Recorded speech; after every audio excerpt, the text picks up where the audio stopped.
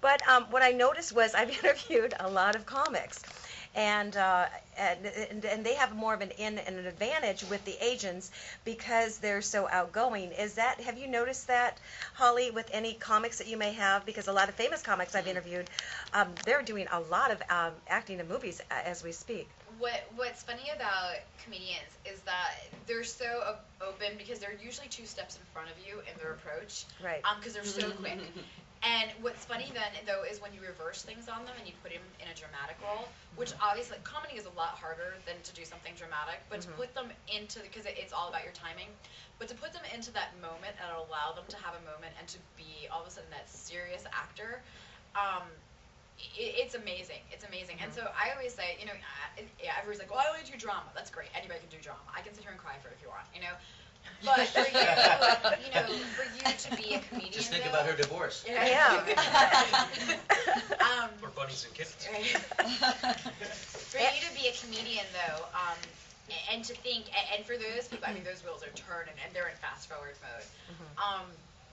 Just it's such a harder aspect of of being an actor. I definitely recommend for anybody who teaches that, go take their class. I agree. The improv, I was your comedy school dropout. I went 5 times over, but I learned it from my reporting and from the improv at Renee and all over. It's really amazing what you learn, and I really found myself in the improv and the comedy, and it just opened my life. It was really amazing. It makes you so quick. I once worked at a theater, and it was half the show was improv, so you never knew what was going. I mean, we stopped it once for somebody to go to the bathroom, you know what I mean? Because they walked in front of the stage, and we said, "Oh, we'll wait," But you never know what's going to happen, and so it makes you so much sharper of an actor because anything goes. Right. But you realize after, especially if you've walked away. And there was a time, and I was injured as a dancer because we did singing, dancing, acting. There was a period of time I was out on injury. When I came back, I realized, I was like, ooh, I've been out of my groove for a little bit. Because you're not as sharp. It's amazing how fast those lights can go off on you. Because doing comedy, and and especially if the theater, if you're doing a show that's partially improv, it keeps you so sharp, and you're so witty, and sometimes you don't even realize you're there, and you see people laughing, you're like, what, but it starts to become natural for you.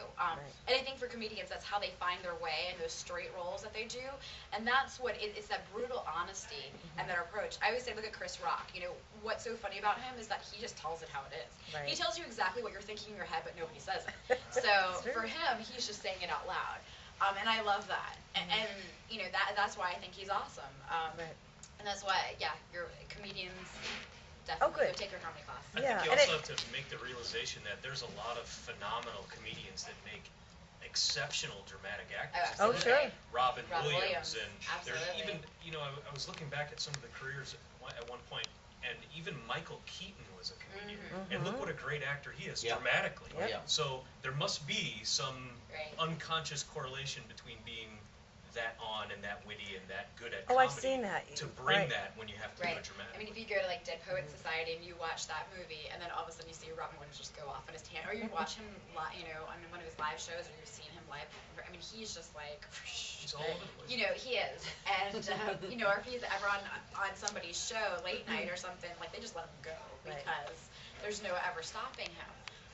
But that's why he's so brilliant, because he's gotten to the point where he. That's the way that his mind works. He just goes with it, There's a whole section in my acting course on improvisation. I came from years of it myself. And it's fun.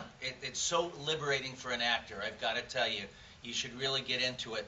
And it's invaluable for actors. I'm recurring on Gene Simmons' Family Jewels right now, as they cast me and a girl as my wife that are friends of Gene and Shannon's. So we've done a couple of episodes already. It's all improv. Right. There are no scripts. They'll tell you what a scenario are. Is that good grammar? That's all right. They'll tell you what a scenario is, and you do it. You've got to create it. I just did a new series for Discovery Channel. It's called Hostage. I'm not supposed to talk about it, because we signed it not to talk about it. But I love you guys. It's called Hostage, and it's going to profile America's top kidnapping and hostage retrieval experts. Wow. And I played one of these real guys that, like, when the president comes into town, they're in the detail.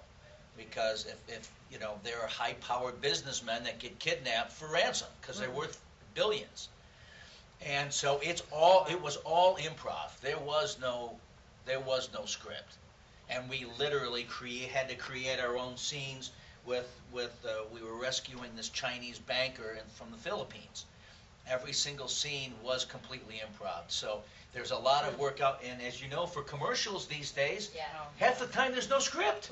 Right. You go in, you're eating cereal with your son or whatever, you've got to create that moment. You've got to create that commercial. There is no script. So improv really is vital for any actor, especially these days. Yeah.